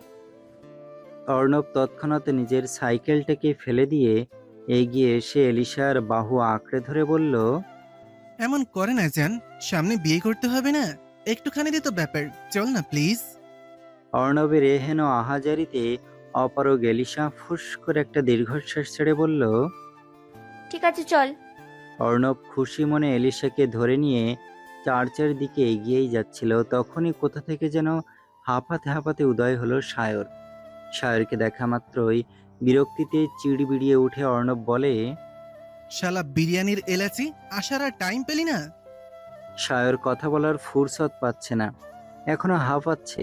তা দেখে এলিশা অর্ণবকে থামিয়ে দিয়ে বলল। চুপ কর অর্ণব, আগে ওকে শ্বাস করার সুযোগ দে। অর্ণব থমথমে গলায় বলল। দিলাম। বেশ অনেকক্ষণ ধরে পানি পান করে খানিকটা শান্ত হয়ে অর্ণবের উদ্দেশ্যে সায়র বলে, যে কে তোর প্রেমের 12টা বাজালো বলে দোস্ত? অর্ণব ভ্রু কুঞ্চিত করে বলল, কেন, কি হয়েছে? তোকে না ঘুরে আসতে বললাম আরুর বাসা থেকে? একটু দায়িত্ব পালন করতে পারছিস না? ম্যানারলেস কোথাকার। আরে সেখানেই তো গিয়েছিলাম, গিয়ে দেখি অরুদের অ্যাপার্টমেন্টে অন্য ভাড়াটিয়া উঠেছে, অরুরা নেই। অর্ণব বড় বড় চোখ করে বলল। নেই মানে? হুট করে এবার কোথায় গেল আরুরা? সায়রের কথায় অর্ণবের গলা শুকিয়ে এসেছে। এলিশা অর্ণবের ভয়ার্ত চাহনি দেখে আগ বাড়িয়ে সায়রকে শুধালো। আজ প্রায় 10 দিন হতে চললো জেকে এখনো এলে থেকে ফেরেনি। সায়র না সূচক মাথা নাড়িয়ে বলল, ওর মায়ের কিছু উইশ ছিল, সেইগুলো আর ওর ভাই মিলে পূরণ করতে করতে শুনেছি টাইম লেগেছে, তবে আজ কিংবা কালের মধ্যে তো ফিরে আসার কথা। সায়রের কথায় এবার এলিশার কপালেও চিন্তার ভাঁজ পড়ল। ওই একটা ভয়ার্ত শুষ্ক ঢোক গিলে পিছনে খ্রিস্ট ধর্মের পবিত্র ধর্মশালা চার্চের দিকে তাকিয়ে বুকে ক্রুশ এঁকে বিড়বিড়িয়ে বলল, I wish everything will be very fine. দিন পাল্টায় রং বদলায় অস্থির মন, হাতের মুঠোয় ফেরারি সময় শুধু শিহরণ, ছায়াপথ ধরে হাত ছানিকার সেই পিছু টান, তার কথা মনে পড়ে, তার কথা মনে পড়ে। গাড়ির প্লেলিস্টে বাজতে থাকা চমকপ্রদ লাইনগুলো শেষ হতে না হতেই সহসা থেমে গেল ব্ল্যাক মার্সিডিস গাড়িটা। জানালার কাচ নামিয়ে সেই তখন থেকে নিকোটিনের ধোঁয়া উড়াচ্ছে কৃতিক, যার দরুন গাড়িটা থেমে যাওয়া সত্ত্বেও প্রত্যয়কে আগ বাড়িয়ে আর কিছু প্রশ্ন করল না ও, বরং মসৃণ চামড়া দিয়ে তৈরি প্রশস্ত গদিতে পায়ে পা তুলে বসেই দুঠোঁটের ফাঁক দিয়ে ধোয়ার কুণ্ডলি ছেড়ে অন্য হাতে ফোন তুলে কল লাগালো ব্ল্যাক হার্ট ইমোজি দিয়ে সেভ করা একটা নাম্বারে। কৃতিক কলে ব্যস্ত, এই সুযোগে গাড়ি থেকে সহসা নেমে গেল প্রত্যয়। আজ 13 দিনের মাথায় লস অ্যাঞ্জেলস থেকে সান ফ্রান্সিসকো ফিরেছে ওরা। কৃতিকের মা বড় পর্দার সাবেক তারকা, সেই হিসেবে অনেক বেশি দায় দায়িত্ব আর ফর্মালিটি ছিল সেখানে। এছাড়া বেশ কিছু ইন্টারভিউ তো ছিলই। কিয়ার রোজারিওর দ্বিতীয় ঘরের সন্তান রয়েছে ঠিকই, তবে সে একা হাতে সকল দায়িত্ব সামলানোর মতো ততটাও বড় নয়। একসাথে অনেকগুলো ধকলের ফলস্বরূপ পরিস্থিতিটাই বদলে গিয়েছিল তখন। অগত্যা ইচ্ছে না থাকা সত্ত্বেও থেকে যেতে হয়েছিল কৃতিককে। আর আজ কাঁধে জমে থাকা মাতৃত্বের শেষ দায়িত্বটুকুর অবসান ঘটিয়ে সান ফ্রান্সিসকো ফিরে সবার আগে অরুকে নেওয়ার উদ্দেশ্যে ওদের ভবনের সামনে সে গাড়ি থামাতে নির্দেশ করে কৃতিক। প্রত্যয় নিজেও অবশ্য মনে মনে এটাই চেয়েছিল, কারণ ও নিজেও তো অনুকে দেখে না বহুদিন। কৃতিক আর অরুকে নিয়ে সেই যে রাগারাগি হলো, তারপর প্রতিদিন ফোনে কথা হলেও মায়ের ভয়ে তটস্থ অনু সামনাসামনি দেখা করার সাহস করে উঠতে পারেনি আর। তাছাড়া গত 13 দিন ধরে তো ফোনের যোগাযোগটুকুও পুরোদমে বন্ধ। ওই জন্যই তো বহুদিনের দূরত্ব প্রত্যয় হৃদয়টাও যে পুড়ছে খুব। দিনের আলোকে পায়ে মারিয়ে সন্ধ্যা নেমেছে, এই তো কিছুক্ষণ হলো। পশ্চিম আকাশে এখনো সূর্যের সোনালি আবিরের ছটা। গোধূলি সন্ধ্যায় তীব্র হাওয়া দিচ্ছে প্রকৃতি, যার দরুন ভবনের পাশে টাঙানো যুক্তরাষ্ট্রের বিশাল সাইজের এক ফালি পতাকাটা পতপত করে উড়ছে। সেই সাথে উড়ছে প্রত্যয়ের কপাল সুই সুই লম্বা চুলগুলো। নতুন করে টাঙানো পতাকাটাকে এক নজর পরখ করে তড়াক গতিতে ভবনের দিকে চোখ সরিয়ে নিল প্রত্যয়। একতলা দুইতলা ছাড়িয়ে নজরবন্দি হলো 3 তলায় অবস্থিত কর্নারের অ্যাপার্টমেন্টটা। ভর সন্ধ্যাবেলাতেও সেথায় নিকষ কালো অন্ধকার বিরাজমান। কোনো রুমেই এক ফোঁটা আলো জ্বলছে না। পুরো ভবনে এই একটা অ্যাপার্টমেন্টেরই এই হাল দেখে বিস্ময়ে বিমূর্ত হলো প্রত্যয়ের হাসি হাসি মুখখানা। অনুর রুমের টানা বারান্দায় চোখ বুলিয়ে অস্ফুটেই বিড় বিড়ালো প্রত্যয়। ব্যাপারটা কি? অনু তো সবসময় ঘরে সন্ধ্যাবাতি জ্বালিয়ে দেয়, তাহলে আজ কোথায় গেল সব? প্রত্যয়ের অযাচিত ভাবনার ছেদ ঘটে কৃতিকের দ্রুত পায়চারির আওয়াজে। ও চোখ ঘুরিয়ে দেখতে পায় এই ঠান্ডা হাওয়ার মাঝেও নিজের ওভারকোটটা ছুঁড়ে ফেলে দিয়ে কানে ফোন আর হাতে সিগারেট নিয়ে ক্রমাগত পায়চারি করছে কৃতিক। চেহারায় তার ভীষণ তীক্ষ্ণতা আর বিরক্তির ছাপ। দেখে মনে হচ্ছে কোনো কিছুর অপারগতায় জিদের তোপে নিজের চুল নিজেই টেনে ছিঁড়ে ফেলতে চাইছে ও। ক্রমশ একই নাম্বারে ডায়াল করতে করতে চোয়াল শক্ত হয়ে ওঠে কৃতিকের। এদিক থেকে ওদিকে পায়চারি করতে করতে বলে ওঠে, ওরু, জান বাচ্চা আমার, প্লিজ ফোনটা তোল। এই বসে তোর জন্য এত পাগলামি করতে আর ভাল লাগে না আমার। অথচ প্রতিটা মিনিট, প্রতিটা সেকেন্ড, প্রতিটা মুহূর্তে চিন্তা দিয়ে পাগল করে ছাড়িস আমাকে। এত কেন নির্দয় তুই? কৃতিকের বেপরোয়া আর উদ্ভ্রান্ত ভঙ্গিমা নজরে এলে প্রত্যয় এগিয়ে এসে শুধালো। এনি প্রবলেম ভাই? কৃতিক সিগারেটের শেষ টান দিয়ে ধোঁয়া উড়াতে উড়াতে 3 তলার দিকে এক ঝলক তাকিয়ে ভরাট গলায় বলল, অনুকে কল দাও প্রত্যয়, আমার বদমাইশ বউটা কল তুলছে না। কৃতিকের কথা শুনে প্রত্যয়ের ভেতরটা ধক করে উঠল আচমকা। ও তৎক্ষণাৎ গলা খাদে নামিয়ে বলল, অনু তো সকাল থেকেই কল তুলছে না ভাই, আমি ল্যান্ড করার পর থেকেই কল দিয়ে যাচ্ছি, ফোন অফ। প্রত্যয়ের কথায় কৃতিকের শক্ত চোয়াল ধারালো হয়ে উঠল কিছুটা। বাজ পাখির মতো তীক্ষ্ণ নজরটা পুনরায় চলে গেল 3 তলার টানা বারান্দায়। তিমিরে ঢাকা বারান্দার দিকে কয়েক সেকেন্ড তাকাতেই চট করে কৃতিকের সুকৌশলী মস্তিষ্কটা খারাপ কোনো কিছুর পূর্বাভাস অনুভব করল। তৎক্ষণাৎ পেশিবহুল হাত দুটো মুঠিবদ্ধ হয়ে উঠল। ছুরির ফলার মতো ধারালো নজরটা প্রত্যয়ের দিকে ঘুরিয়ে দাঁতে দাঁত পিষে কৃতিক হুকুমের স্বরে বলল, প্রত্যয়, উপরে যাও। ভেতরে কে আছে না আছে, কে কি করছে, কে কি বলছে, কিচ্ছু দেখার দরকার নেই। সোজা গিয়ে ওরুকে টানতে টানতে নিচে নিয়ে এসো। কৃতিকের কথায় হ্যাঁ সূচক মাথা নাড়িয়ে প্রত্যয় ভবনের দিকে চলে গেলেও কৃতিকের মন বলছে ওরু উপরে নেই। ওরু যদি উপরেই থাকতো তবে তার ঠিকই টের পেত কৃতিকের হৃদয়। আর ওই জন্যই শেষ সন্দেহটুকু হঠাতে প্রত্যয়কে পাঠানো। প্রত্যয় চলে গেলে কৃতিক গাড়ির ডিকিতে হেলান দিয়ে চোখ দুটো খিচে বন্ধ করে নিল। প্রচণ্ড যন্ত্রণায় মাথা ফেটে যাচ্ছে ওর। তার সাথে যোগ হয়েছে হৃদয়ের লেলিহান। একটা মেয়ের জন্য আর কত? আগে তাও শারীরিক মানসিক দুটোরই দূরত্ব ছিল, ভালোবাসাটা একতরফা ছিল। কৃতিক নিজেকে ব্যাপকভাবে সামলে নিয়েছে বহু বছর, কিন্তু এখন সবটা পাওয়া হয়ে গিয়েছে। অরুর শরীরের প্রতিটা খাজে খাজে কৃতিকের তীব্র ভালোবাসার স্পর্শ জড়ানো, সেই সাথে হৃদয় উপচানো মায়া তো আছেই। এখন কি করবে কৃতিক? এই হারানোর ব্যথাটা যে বড্ড যন্ত্রণাদায়ক। অরু কি তা বোঝে না? খানিকক্ষণ চোখ দুটো বন্ধ রেখে অরুকে খুব কাছ থেকে অনুভব করতে করতেই অস্পষ্ট আওয়াজ ভেসে এলো কৃতিকের গলা থেকে। আই সোয়ার ওরু, তোকে খুঁজে পেলে আমি যে তোর কি হাল করব সেটা আমি নিজেও জানি না। Light, camera, action. ডিরেক্টর রিচার্ডের মুখ থেকে শব্দ কখানি বের হতেই লাইটের সামনে দাঁড়িয়ে একের পর সুদর্শন পোজ দিতে শুরু করলো সায়র। শেষ রাতে শ্যুট চলছে, সামনেই সামার ফেস্টিভ্যাল। বছরের শুরুর দিকে এই সময়ে এসে ফটোশ্যুটের কাজে বেশ ব্যস্ত সময় পার করে সায়র। রোগা পাতলা লম্বাটে গড়ন আর ব্রাউন স্কিন টোনের সায়রের নিখুঁত চেহারা আর আত্মবিশ্বাসী র্যাম্প ওয়াকের দরুন গুচ্চি, লুইস ভুইটন, নাইক, কেলভিন ক্লাইনের মতো পৃথিবী সেরা নামি দামি প্রায় অনেকগুলো ব্র্যান্ডেরই সুপার মডেলের খেতাব রয়েছে সায়রের ঝুলিতে। এত সাকসেস আর প্রতিপত্তির বাইরে গিয়ে না পাওয়ার তালিকাটা বৃহত্তর। আর এখন এই সময়ে এসে সবচেয়ে যেটা বেশি প্রয়োজন ওর জীবনে সেটা হলো জীবনসঙ্গী, যাকে এখনো খুঁজে পাওয়া হয়নি সায়রের। কি জানি কবে পাবে, কার নামই বা লেখা আছে ওর ভাগ্য জুড়ে। ডিরেক্টর সাহেব প্যাক আপ বলতে সায়র দ্রুত হেঁটে মেকআপ রুমে চলে গেল। ওর পিছন পিছন গেল আরো দুজন স্টাফ, যারা এই মুহূর্তে ওর মেকআপ ঠিকঠাক করবে। সায়র এগিয়ে গিয়ে চেয়ারের ওপর গা ছেড়ে বসেছে কি বসেনি তার আগেই ঝিমঝিম আওয়াজে ভাইব্রেট হলো ওর মোবাইলটা। কে কল দিয়েছে দেখার জন্য ফোনটা চোখের সামনে ধরতেই তড়াৎ করে লাফিয়ে উঠল সায়র।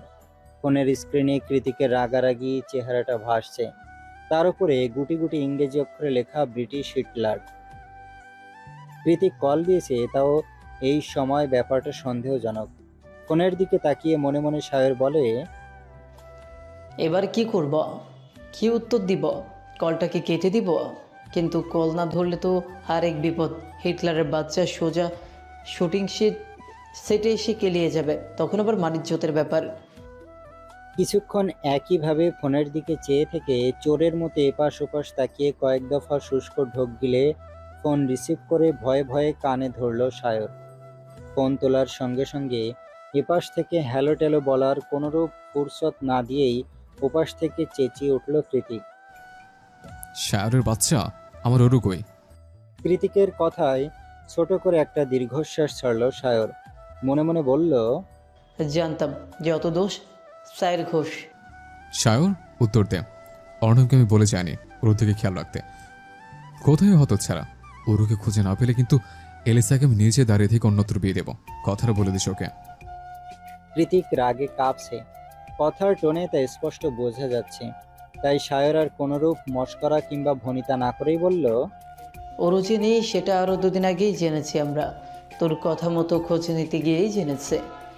পরে উপায়ন্তর না পেয়ে অর্ণব অরুর বোনের ফোন নাম্বার জোগাড় করে লোকেশন ট্র্যাক করার চেষ্টা করেছিল, কিন্তু কাজ হয়নি। ফোনটা বন্ধ। লাস্টার লোকেশন ওদের অ্যাপার্টমেন্টেই। কৃতিক ক্রোধে ফেটে পড়ে বলল, হাতারাম, তাহলে কেন আগে জানাস না আমাকে? এতদিন পরে এখন আমি কোথায় খুঁজবো ওকে? সায়র ভয়ার্থ কণ্ঠে বলল, তুই রেগে যাবি, দুশ্চিন্তা করবি, তাই সাহসে কোলাই নেই। ওর কথায় কৃতিক দাঁত খিসে বলে ওঠে। তা এখন কি আমি ঠিক আছে? তোর কি মনে হয়? সায়র জবাব দিল না। অপর পাশের নীরবতা আঁচ করে কৃতিক নিজের অতিরিক্ত ক্রোধ দমিয়ে গলা কিছুটা খাদে নামিয়ে শুধালো। অর্ণব কোথায়? ফোন কেন তুলছে না ও? সায়র বলল, তোর ভয় ফোন টোন বন্ধ করে কোথায় যেন ঘাপটি মেরে আছে, মেবি এলিসার বাসায়। ফক অফ। কৃতিক শেষ কথাটা বলার সঙ্গে সঙ্গে পিক পিক করে কল কাটার আওয়াজ ভেসে এলো। সায়র একটা স্বস্তির নিঃশ্বাস ছেড়ে বলল, যাক, এই যাত্রায় বেঁচে গেলাম। অতঃপর পরক্ষণেই কপাল জুড়ে সূক্ষ্ম চিন্তার ভাঁজ পড়ল ওর। আয়নায় নিজের প্রতিবিম্বের দিকে তাকিয়ে বিড়বিড় করে আওড়ালো সায়র। কোথায় যেতে পারে ওরু? একটা ক্রোধিত গর্জনের সঙ্গে সঙ্গে মোবাইল ফোনটা শরীরের সর্বশক্তি দিয়ে পাহাড়ের ঢালে ছুঁড়ে মারল কৃতিক। সন্ধ্যা রাতে যা ভেবেছিল তাই হয়েছে। শুধু অরু কেন, অরুর একটা চিহ্ন পর্যন্ত পড়ে নেই কৃতিকের জন্য। আর এই ব্যাপারটায় জ্বালিয়ে পুড়িয়ে শেষ করে দিচ্ছে কৃতিককে।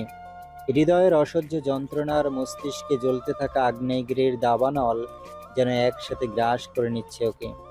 প্রচুর মানসিক চাপে নিজের অজান্তেই বারবার হাতের পিঠ দিয়ে নাক ঘষে যাচ্ছে সেই সন্ধ্যা থেকে। মাথাটাকে সামান্য একটু ক্ষণিকের নিস্তার দিতে দিয়াশলাই দিয়ে আবারও সিগারেট ধরিয়ে নতুন উদ্যমে নিকোটিনের ধোঁয়া বাষ্পিত করতে ব্যতিগ্রস্ত হলো কৃতিক। সন্ধ্যা থেকে কতবার যে স্মোক করেছে সে খেয়াল নেই ওর। সিগারেটে পুড়ে সুন্দর ডার্ক ব্রাউন পুরুষালী ঠোঁট জোড়া এক রাতেই কেমন তামাটে রং ধারণ করেছে। শেষ রাতের আকাশে মিটিমিটি করে জ্বলছে শুকতারা। তমসাচ্ছন্ন রাতে পুরো শহর ঘুমিয়ে আছে। ঘুম নেই শুধু কৃতিকের দু চোখে। ওর ঘোর লাগা নিদ্রাহীন চোখ দুটো জুড়ে তো শুধু অরুর বসবাস। মেয়েটা হারিয়ে গিয়েও ঘুমাতে দিচ্ছে না। কি আশ্চর্য! কৃতিক যখন বাইকে হেলান দিয়ে স্মোক করতে করতে হিজিবিজি ভাবছিল, তখনই হুড়মুড়িয়ে ছুটে আসে প্রত্যয়। পাহাড়ের চূড়ায় পৌঁছে কৃতিকের দেখা পাওয়ার সঙ্গে সঙ্গে বড় করে দম নিল। সেই সাথে হাত দুটো দিয়ে হাঁটুতে ভর করে হাঁপাতে লাগলো কিছুক্ষণ। নিস্তব্ধ রাতে শুনশান পরিবেশে হাঁপড়ের মতো ওঠানামা করছে প্রত্যয়ের বক্ষদেশ। কোনো মতে নিজের ব্রেথ ক্যাচ করে অস্পষ্ট আওয়াজে প্রত্যয় শুধালো, আপনার ফোন কোথায় ভাই? কৃতিক নির্লিপ্ত কণ্ঠে জবাব দিল, ফেলে দিয়েছে। কোথায় ফেলেছেন? কৃতিক চোখ দিয়ে ইশারা করলো পাহাড়ের ঢালে। প্রত্যয় সেদিকে তাকিয়ে একটা দীর্ঘশ্বাস ছেড়ে বলল, খোঁজ নিয়েছি ভাই, অরোরা স্যান ফ্রান্সিসকোর কোথাও নেই। কৃতিক বলল, শুধু স্যান ফ্রান্সিসকো না, পুরো ইউএসএতে যে নেই সেটা আমিও জানি। থাকলে লোকেশন ট্র্যাক করা যেত। অন্য কোনো ইনফরমেশন থাকলে বলো। প্রত্যয় ঠোঁট কামড়ে বলল। ডক্টর এডওয়ার্ডের চেম্বারে গিয়েছিলাম। কৃতিক এবার সচকিত হয়ে শুধালো, কি বলছেন উনি? উনি বলেছেন বেশ কিছুদিন ধরেই নাকি আজমেরি ম্যাম নিজের চিকিৎসাপত্রে সবকিছু গোছাচ্ছিলেন। এমনকি ওনার কাছ থেকে অনুমতি চেয়ে জানিয়েছিলেন কোনোভাবে এখন দেশে ফিরতে পারবে কিনা। প্রত্যয় বাকি কথা শেষ করার আগেই কৃতিক বলল, এবার সবকিছু ক্লিয়ার প্রত্যয়। আজমেরি শেখ তার মেয়েদের নিয়ে বাংলাদেশে চলে গেছে। কিন্তু ওনাকে এত তাড়াতাড়ি এই কাজে হেল্প কে করলো? কোম্পানির হেল্প নিলে তো আমার কানে ঠিকই বোঝাতো। তাহলে কার এত সাহস? প্রত্যয় এত বেশি ঘাটালো না, বরং উল্টো প্রশ্ন ছুড়ে বলল। কিন্তু ভাই বিডিতে ফিরে কোথায় যেতে পারে? প্রত্যয়ের কথায় কৃতিক একটা তাচ্ছিল্যের হাসি দিয়ে বলল, আজমেরি শেখের দৌড় জেকে গ্রুপ আর কৃতিককুঞ্জ পর্যন্ত সীমাবদ্ধ। পরক্ষণেই ভ্রু কুঞ্চিত করে কিছু একটা ভেবে কৃতিক বলল, আচ্ছা, আজমেরি শেখের অ্যাসিস্ট্যান্ট কি কোনোভাবে এতে ইনভলভড? প্রত্যয় না সূচক মাথা নাড়িয়ে বলল, না ভাই, রাজ বাবা মায়ের একমাত্র ছেলে, তাছাড়া ওর পরিবার শান্তিপ্রিয়। সেদিন আপনার সাথে ঝামেলা হবার পর রাজ ওর বাবা মায়ের নির্দেশে চাকরিটা বন্ধ ছেড়ে দিয়েছে, কারণ ওর পরিবার চায়নি দ্বিতীয়বার তাদের ছেলে আপনার সামনে পড়ুক। ভেরি গুড, তুমি যাও, রাত শেষ হয়ে যাচ্ছে, গিয়ে রেস্ট করো। প্রত্যয় হ্যাঁ সূচক মাথা নাড়িয়ে চলে যাওয়ার আগে আরেকবার ঘাড় ঘুরিয়ে শুধালো। ভাই আপনি? কৃতিক আরো একটা সিগারেট ধরাতে ধরাতে বলল। সময় হলে চলে যাব। You should go. প্রত্যয় আর কথা বাড়ায় না, চুপচাপ ও বড় বড় পা ফেলে জায়গা ত্যাগ করে। This fucking obsession. প্রত্যয় চলে যেতেই গম্ভীর আওয়াজে কথাটা বলে বাইকের লুকিং গ্লাসের মাঝ বরাবর সজোরে পাঞ্চ বসিয়ে দিল কৃতিক। সঙ্গে সঙ্গে ভেঙে চৌচির হয়ে ঝরঝর করে মাটিতে আছড়ে পড়ল কয়েক টুকরো ভগ্ন কাঁচ। সেই সাথে ধারালো কাছে আঘাতপ্রাপ্ত হয়ে রক্ত বেরিয়ে এলো কৃতিকের হাতের বেশ কয়েকটা আঙুল থেকে। নিজের রক্তাক্ত হাতের দিকে এক পলকও না তাকিয়ে উল্টে একের পর এক ধোয়ার কুণ্ডলি ছাড়তে ছাড়তে পুনরায় গর্জে উঠে হিংস্র গলায় কৃতিক বলল। প্রতারক, মিথ্যাবাদী, ছলনাময়, নিজের সবকিছু আমার মাঝে বেলে দিয়ে হাজারটা মিথ্যে প্রতিশ্রুতি শুনিয়ে আমাকে নিজের জন্য উন্মাদ বানিয়ে ছেড়ে এভাবে মায়ের হাত ধরে পালিয়ে যেতে একবারও কলিজা কাঁপলো না তোর? আমি তোর আদতে কি হাল করবো সেটা একবারও মাথায় আসেনি, তাই না? ঠিক আছে, জায়ান কৃতিকের আসল চেহারাটা এবার তুইও দেখবি। কি ভেবেছিলে পেঁচে বলে ছেড়ে দেব? মোটেই না। জায়ান কৃতিক এতটাও সাধু পুরুষ না। ভালোবাসার দহনে একটু একটু করে পুড়িয়ে মারবো তোকে আমি, ঠিক যেভাবে তুই আমাকে মেরেছিস। তোকে যেদিন পুরোপুরি ভাঙতে পারবো সেদিন আমার এই বুকে ঠাঁই পাবি তুই, তার আগে আর নয়। পাহাড়ের ঢাল বেয়ে কিছুটা নিচে গিয়ে কৃতিকের থেকে দূরত্ব বাড়িয়ে সেখানেই ধপ করে বসে পড়ে প্রত্যয়। দুর্বল হাতে চিকন ফ্রেমের চশমাটা খুলে অদূরে সান ফ্রান্সিসকো মূল শহরের দিকে নিষ্প্রভ চোখে তাকিয়ে মনে মনে প্রত্যয় বলে। ভাইকে কি করে বোঝায় আমার চোখেও যে আজ আর ঘুম নামবে না। এভাবে সারা জীবন পাশে থাকার প্রতিশ্রুতি দিয়ে কোথায় হারিয়ে গেলে তুমি অনু? এই 1000 কিলোমিটার দূরত্ব ছাপিয়ে আমি কি আদৌ তোমাকে খুঁজে পাবো? আর কি দেখা হবে আমাদের? অযাচিত প্রশ্নের উত্তর মেলে না আর। উল্টে প্রেয়সীকে হারানোর নিদারুণ বিজ্ঞপ্তিতে ছেয়ে যায় হৃদয়ের শহর। সহসায় হাত দিয়ে নিজের বুকের বাম পাশটা চেপে ধরে প্রত্যয়। চোখের কার্নিশ বেয়ে গড়িয়ে পড়ে অশ্রুসিক্ত দুফোঁটা নোনা জল। তৎক্ষণাৎ শার্টের হাতার উল্টো পিঠ দিয়ে সেই জলটুকু আড়াল করে পকেট থেকে ফোন হাতড়ে কাউকে কল লাগালো। ওপাশ থেকে কে কি বলল সেটা না বোঝা গেলেও এপাশ থেকে প্রত্যয় বলল, অনন্যা শেখেরও বিডি নাম্বারটা চাই আমার, অ্যাজ সুন অ্যাজ পসিবল। অবশেষে কৃতিক যখন বাড়িতে ফিরল তখন সবে সবে ভোর হয়েছে মাত্র। চারিদিকে সূর্যের সোনালি ছটা নিদারুণ আলো ছড়াচ্ছে। ডুপ্লেক্স বাড়িটা কাঠের শোপিসের মতন মাথা উঁচু করে স্বস্থানে দাঁড়িয়ে আছে। এই একটা মায়া যা কৃতিককে আজ অব্দি ছেড়ে যায়নি। ফ্রেন্স গেট ছাড়িয়ে টলতে টলতে ভারী পদযুগলে বাড়ির দিকে এগিয়ে যাচ্ছে কৃতিক। ওর চোখ দুটো আগের চেয়েও অনুভূতি শূন্য। প্রতিটি কদমে অজানা আক্রমণ হানা দিচ্ছে হৃদয়ে। সেখানে থেকে কেউ একজন অসহায় গলায় চিৎকার করে বলছে, ভেতরে যাস না, কষ্ট হবে। ওখানে অরু নেই, সব ফাঁকা। তৎক্ষণাৎ জিদি উগ্র মনটা গম্ভীর ধারালো গলায় বলে উঠছে, না থাকলে নেই। ওই মিথ্যাবাদীটা কবেই বা ছিল আমার। কয়েকদিনের জন্য ফিরে এসে কেবল হৃদয়টাতে এক সমুদ্র জলোচ্ছ্বাস তুলে দিয়ে আবার জায়গা মতো ফিরে গেছে। ছলনাময় একটা নিজের সবকিছু দিয়ে আমাকে পাগল বানাতে চেয়েছিল, কিন্তু পারেনি। শেষ কথাতে দম আটকে এলো কৃতিকের। চোখ দুটো বন্ধ হয়ে এলো তৎক্ষণাৎ। আবারও সেই এলোমেলো অনুভূতি। অরুর গায়ের মিষ্টি গন্ধ, অরুর নরম তুলতুলে ঠোঁট, ওর স্পর্শ, সবকিছু এখনো জীবন্ত দু চোখের পাতায়। সেসব কথা মাথায় এলে উন্মাদ হয়ে যায় কৃতিক। তবে জিদি মস্তিষ্কটা খুব বেশিক্ষণ ভাবতে দিল না অরুকে। সবকিছু মাথা থেকে ঠেলে সরিয়ে অকস্মাৎ চোখ দুটো খুলে ফেলল। পরবর্তীতে আবারও ভারী পা ফেলে এগিয়ে গেল মেইন ডোরের কাছে। দরজা খুলতে খুলতে হাতের পিটি দিয়ে সেই কখন থেকে এক নাগাড়ে নাকের ডগা ঘষছে কৃতিক। ব্যাপারটা বিরক্তিকর আর আশঙ্কাজনক। কিন্তু কৃতিকের কাছে প্যানিক অ্যাটাক নতুন কিছু নয়। তাই ও এসবে কোনোরূপ পাত্তা না দিয়েই চুপচাপ ভেতরে ঢুকে গেল। ভেতরে প্রবেশ করে হল রুমে পা রাখার সঙ্গে সঙ্গে চোখের দৃশ্যগত হলো বিড়াল ছানা ডোরা। আবারও সেই অরুর স্মৃতি। বিরক্তিতে এবার চিড়বিড়িয়ে উঠল কৃতিক।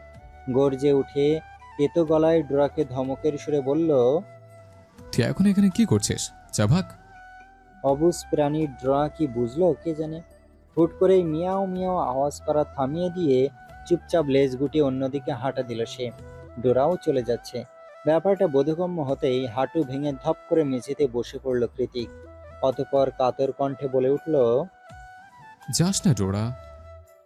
ডোরা গেল না, সেখানেই লেজ গুটিয়ে বসে পড়ল তখনই। কৃতিক সেদিকে এক নজর পরখ করে মৃদু হেসে আবারও নাকের ডগায় আঙুল ছোঁয়াতে বুঝতে পারল ওর নোজ ব্লিডিং হচ্ছে। কৃতিক ঝাপসা চোখে আঙুলের দিকে তাকিয়ে বিড়বিড়িয়ে বলল, again this fucking panic attack, বিরক্তিকর। কোনো মতে হাতার উল্টো পিঠ দিয়ে ভালো মতো রক্তটুকু মুছে কৃতিক কাঁপা হাতে পাহাড়ের ঢাল থেকে কুড়িয়ে আনা আধ ভাঙা ফোনটা দিয়ে আর্জেন্ট লিখে মেসেজ করলো ফ্রেন্ডস গ্রুপে। তারপর একটু নিচের দিকে স্ক্রল করে আবারও সেই ব্ল্যাক হার্ট ইমোজি দিয়ে সেভ করা নাম্বারের মেসেজ অপশনে গিয়ে কাঁপা হাতে টাইপ করলো কৃতিক। আবার আমাকে একা করে দিয়ে কোথায় চলে গেলে হার্টবিট?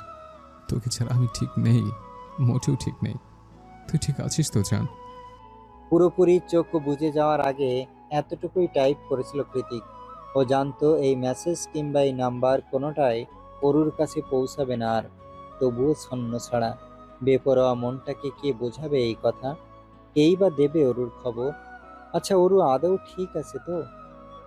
মাঝরাতে বিশাল কক্ষের লাগোয়া কাঠের দরজায় তীব্র কড়াঘাতের ঝনাত ঝনাত শব্দে যেন পুরো অন্দরমহল কেঁপে উঠছে কৃতিক কুঞ্জে। সেই সাথে কাচের চুড়ি ভাঙার টুংটাং আওয়াজ। অমন শক্তপোক্ত দরজা ভেদ করে ভেতরের আওয়াজ তো বাইরে আসার কথা নয়। তবুও ভেতর থেকে অরুর গগন কাঁপানো হৃদয় বিদারক এক একটা চিৎকারে কম্পিত হয়ে উঠছে অনুর শরীর।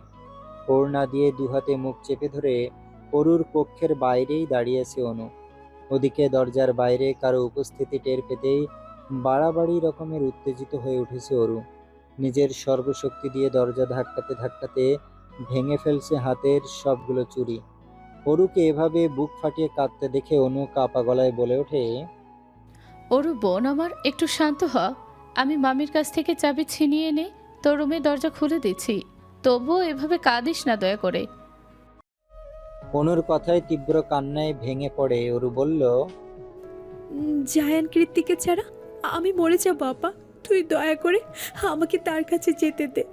আর কোনোদিন তোদের এই অপয়া মুখ দেখাবো না, তবুও তাকে ছাড়া বাঁচবো না।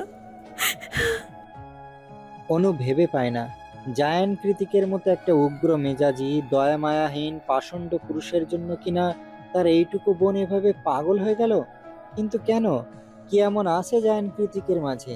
কোন জাদু বলেই বা বশ করেছে সে অরুকে? কই, অনুর চোখে তো কোনোদিন তেমন কিছু পড়েনি।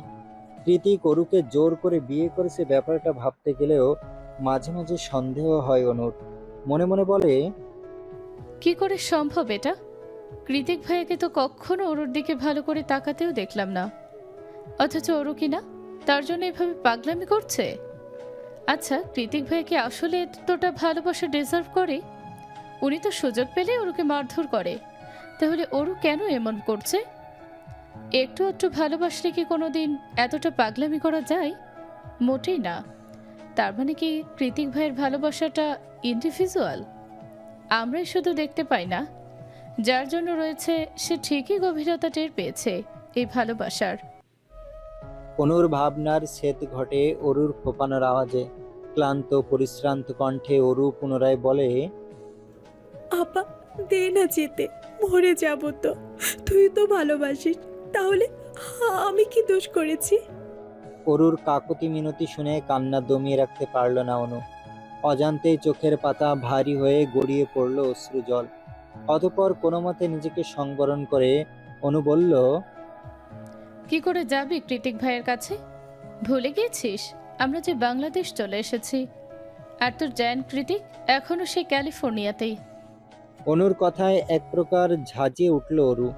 অসম্ভব তেতো গলায় বলল, তাহলে কেন নিয়ে এলি আমাকে? তোদের কি মনে হয় অনেকে ছাড়া আমি ভালো থাকবো? মোটেই না। জায়ান কৃত্তিককে ছাড়া পাগল হয়ে যাব আমি। শুনেছিস তুই? তোর মামি আর মাকেও কথাটা বলে দে, আমার স্বামী একবার ফিরে আসলে প্রত্যেককে কৃত্তিক কুঞ্জন থেকে হটিয়ে ছাড়বে, তবু আমাকে ছাড়বে না। অনুর কষ্ট হচ্ছে খুব।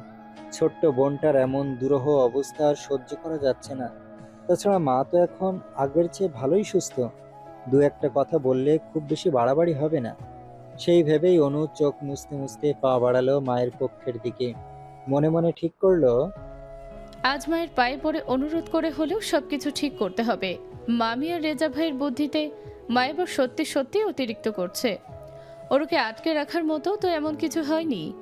ও তো আর উড়ে উড়ে আমেরিকা চলে যেতে পারবে না, তাহলে কেন এই নির্দয় আচরণ? ভেবে পায় না অনু। তাছাড়া অরু তো ঠিকই বলেছে, জায়ান কৃতিক অরুর খোঁজে বাংলাদেশে এলো বলে। তখন মামি আর মামির নেতা ছেলে রেজার যে তুলোধনার মতোই নাজেহাল অবস্থা হবে সেটা অনু ভালোই আঁচ করতে পারছে এখন থেকেই। অনুজা ছোট্ট বোনটার উদ্ভ্রান্ত ভগ্ন হৃদয়ের কান্নার কষ্ট দেখে অবশেষে কিছুটা হলেও হৃদয় টলল অনুর। মনের মণিকোঠায় কোথায় যেন চিনচিনিয়ে নাড়া দিয়ে উঠল ওর। যেখানে মানুষ দুইটা একজন আরেকজনকে ছাড়া মরে যাচ্ছে, সেখানে এত সমাজ বিবেচনা করে কি লাভ? বুঝে আসে না অনুর। তাছাড়া ধর্মে যেই সম্পর্কের পুরোপুরি বৈধতা আছে, সেখানে সামান্য সমাজ আর সমাজের কটূক্তির দোহাই দেওয়াটা নিছকই ছেলে মানুষই নয় কি? জায়ান কৃতিক কবেই বা মেনেছে এই সমাজের নিয়ম কানুন? তার মতো মানুষকে সমাজের শেকলে বদ্ধ করা কেবলই কল্পনা মাত্র। অথচ এসবের মাঝে পড়ে শুধু শুধু পাহাড় সমান কষ্টে পিষ্ট হয়ে যাচ্ছে ওইটুকুনি মেয়েটা। এতদিন যেমন তেমন ছিল, দেশে ফেরার পরে এখন আবার শুরু হয়েছে মামি আর রেজা ভাইয়ের উপদ্রব। সব মিলিয়ে নিজের ছোট্ট বোনের এমন হৃদয় নিংড়ানো কান্নার জোয়ার চোখের সামনে আর দেখতে পারল না অনু। করিডোরের শেষ প্রান্তে দাঁড়িয়ে কিছু ক্ষিপ্র সিদ্ধান্ত সমেত নিজের সকল সংশয় ভুলে ছুটে যেতে লাগলো মায়ের কক্ষের দিকে। চৈত্র মাসের ভ্যাপসা গরম, মাথার উপর অনবরত ঘুরতে থাকা বৈদ্যুতিক পাখাটার জীবন ফুরিয়ে এসেছে বোধহয়। তবুও কর্মক্ষেত্রে অটল সে। পুরাতন আমলের পাখা মজবুত তো হবেই। রাতের বেলাতেও এইটুকুনি ঠান্ডা হাওয়া নেই। তাই রুমের মাঝে এয়ার কুলার মেশিন চালিয়ে ইজি চেয়ারে বসে বেশ মনোযোগ দিয়ে বই পড়ছেন আজমেরি শেখ। সেই প্রথম জীবন থেকেই সাহিত্যে তার ভীষণ আগ্রহ। জামশেদ জায়ানের সাথে বিয়ে হওয়ার পরে তিনিই মহলের এক কোণে একটা ছোটখাটো লাইব্রেরি উপহার দিয়েছিলেন আজমেরি শেখকে। ভালোবাসা প্রকাশের ফলস্বরূপ লাইব্রেরির নাম দিয়েছিলেন মেরির রংমহল। কিছু বছর আগেও ব্যবসায়ী কাজে স্বামীকে সাহায্য করার পরে যেই ফুরসতটুকু মিলত সেই সময়টা লাইব্রেরিতেই কাটাতেন আজমেরি শেখ। খুব মন দিয়ে নাড়াচাড়া করতেন পছন্দের বইগুলো। একে একে পাতা উল্টে বুক ফুলিয়ে নিতেন নতুন বইয়ের সুঘ্রাণ। মাঝখানে অবশ্য অসুস্থতায় কেটে গিয়েছে বেশ কিছু বছর। এখন আর আগের মতো চোখের তীক্ষ্ণ পাওয়ারটা অবশিষ্ট নেই। তাই চোখের ওপর মোটা ফ্রেমের চশমা লাগিয়েই বহু বছরের অভ্যেসে কিছুটা শান দিতে বসেছেন তিনি আজ। আজমেরি শেখ যখন বইয়ের পাতায় বুঁদ হয়ে আছেন তখনই হুড়মুড়িয়ে কক্ষে প্রবেশ করে অনু। অনুর এমন অকস্মাৎ আগমনে ভ্রুকুটি করে আজমেরি শেখ বলেন, এটা কি ধরনের আচরণ অনু? কারো রুমে ঢুকতে হলে আগে নক করতে হয়, এখনো শিখাতে পারিনি কেন? মায়ের কথায় কোনরূপ তোয়াক্কা না করে অনু হাতের মাঝে হাত দিয়ে কসলাতে কসলাতে বলল, মামি কেন ওর দরজায় তালা লাগিয়েছে মা? তুমি কিছু বলনি? আজমেরি শেখ কিছুটা আশ্চর্য হয়ে বললেন, তালা লাগিয়েছি মানে? মায়ের কথার পাশে অনু কিছু বলবে তার আগেই রুমের মাঝে আগমন ঘটে অনুর মামি জাহানারার। অনুরা আমেরিকা থেকে ফেরার পরেই পুরো পরিবার শুদ্ধ এসে কৃতিক কুঞ্জে হাজির হয়েছে তারা। উদ্দেশ্য আজমেরি শেখের দেখভাল করা। অনুর মামা ভূমি অফিসের ছোটখাটো কর্মকর্তা। তিনি মেয়েলি ঝুট ঝামেলায় খুব কমই থাকেন। তবে কৃতিক কুঞ্জের মতো আলিশান বাড়িতে 1 মাস কেন 1 বছর বেড়াতেও তার কোনো অসুবিধা নেই। তার উপর এখন তার বোনও সুস্থ সবল হয়ে ফিরেছে। আগে তো ধিঙ্গি মেয়ে দুটোর সাথে জাহানারার সারা দিন কথা কাটাকাটি লেগেই থাকতো। এখন আর সেই সুযোগ নেই, কারণ মামির সাথে বেয়াদবি করলে কিভাবে মেয়েদের সুশিক্ষা দিতে হয় সেটা তার বোন ভালো করেই জানে। ওই জন্যই তো বউয়ের এক কথাতেই এখানে বেড়াতে চলে আসা। জাহানারার অবশ্য অন্য উদ্দেশ্য রয়েছে, সেটা ফলিয়ে তবেই এ বাড়ি থেকে বিদেয় হবে সে, তার আগে নয়। অনুর কথা আশ্চর্য হয়ে আজমেরি শেখ কিছু জিজ্ঞেস করতে যাবেন তার আগেই জাহানারা এগিয়ে এসে বলেন, কি করব বলো আজমেরি? তোমার ছোট মেয়েটা অসহ্য রকম চেঁচামেচি করে বাড়ি মাথায় তুলে ফেলেছিল। তার উপর অন্দরমহলের সব দামি দামি জিনিসগুলো ভেঙে টুকরো টুকরো করে ফেলেছে। বিশেষ না হলে নিচে গিয়ে দেখো একবার। মামির কথায় তেতে উঠে অনু বলল, ভাঙলে ওর স্বামীর টাকায় কেনা জিনিস ভেঙেছে, তাতে তোমার কি মামি? অনুর মুখে কৃতিকের গুণগান শুনে গর্জে উঠলেন আজমেরি শেখ। মেয়েকে ধমক দিয়ে বললেন, চুপ করো।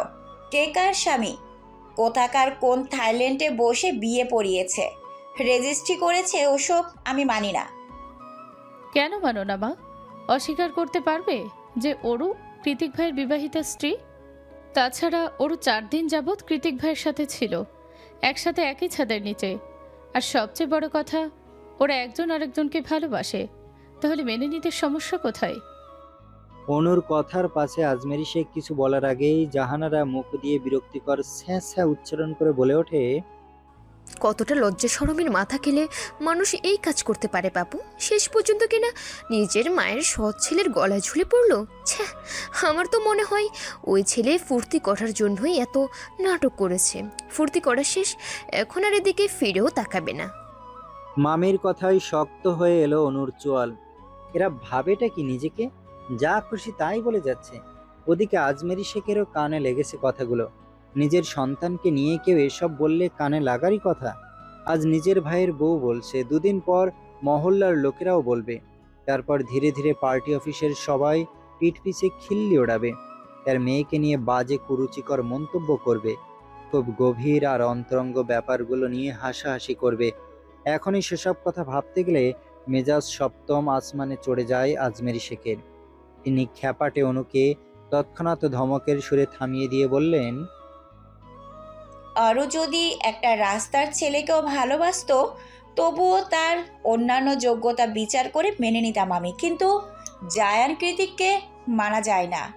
তাই এইসব বিষয় নিয়ে আর একটা কথাও বাড়াবে না অনু, চুপচাপ থাকবে।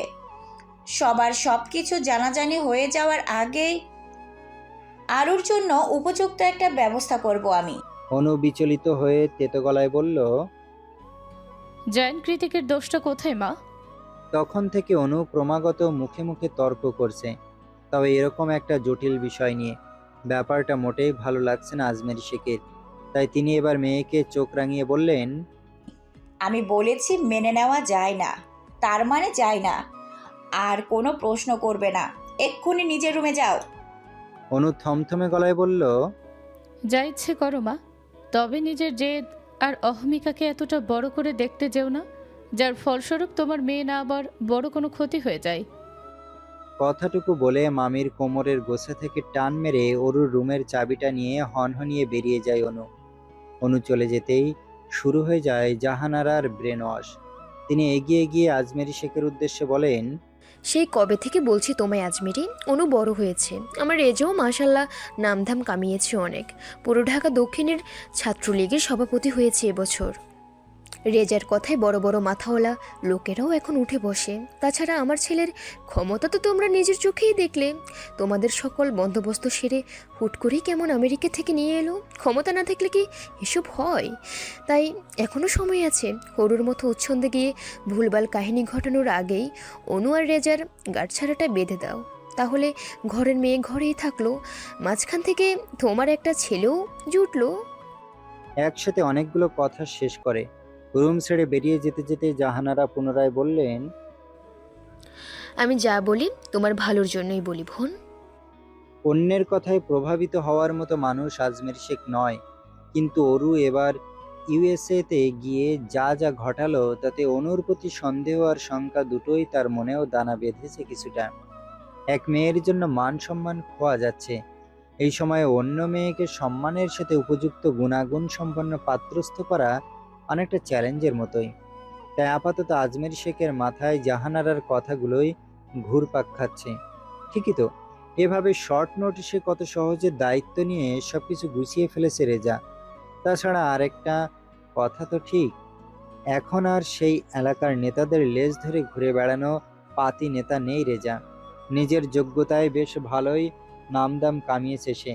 দেখতে শুনতেও খারাপ না, এক কথায় পাত্র হিসেবে ভালো। শুধু ভালো নয়, বরং বেশ ভালো। মামির কাছ থেকে চাবিটা ছিনিয়ে নিয়ে অনু যখন দ্রুত পা ফেলে অরুর রুমের দিকে এগিয়ে যাচ্ছিল, তখনই হুট করে সামনে চলে আসে রেজা আর ওর ছোট বোন রূপা। না, রেজা অনুর পথ আটকে দাঁড়ায়নি, বরং দুজন দুদিক থেকে আসছিল বলেই পথিমধ্যে দেখা। আমেরিকা থেকে আসার পর এটাই বোধহয় প্রথম সাক্ষাৎ ওদের, যার ফলস্বরূপ অনুকে দেখা মাত্রই পা দুটো থমকে যায় রেজার। রেজার পিছনে ওর ছোট বোন রূপাও ছিল। মাত্রই সন্ধ্যার টিউশন থেকে ফিরেছে সে, এখন রুমেই যেত। কিন্তু পথিমধ্যে ভাইকে এভাবে আচমকা দাঁড়িয়ে পড়তে দেখে তার দৃষ্টি অনুসরণ করে সামনের আগন্তুককে দেখার জন্য একটুখানি উঁকি দেয় রূপা। উঁকি দিতেই চোখের সামনে অনুকে দেখতে পেয়ে দৌড়ে এসে রূপা বলল। আরে ভাবি যে, কতদিন পর দেখা হলো তোমার সাথে। এমনিতেই মেজাজ চড়াও হয়ে আছে, মাথাটা যন্ত্রণায় ধিড়িম ধিড়িম আওয়াজ করছে।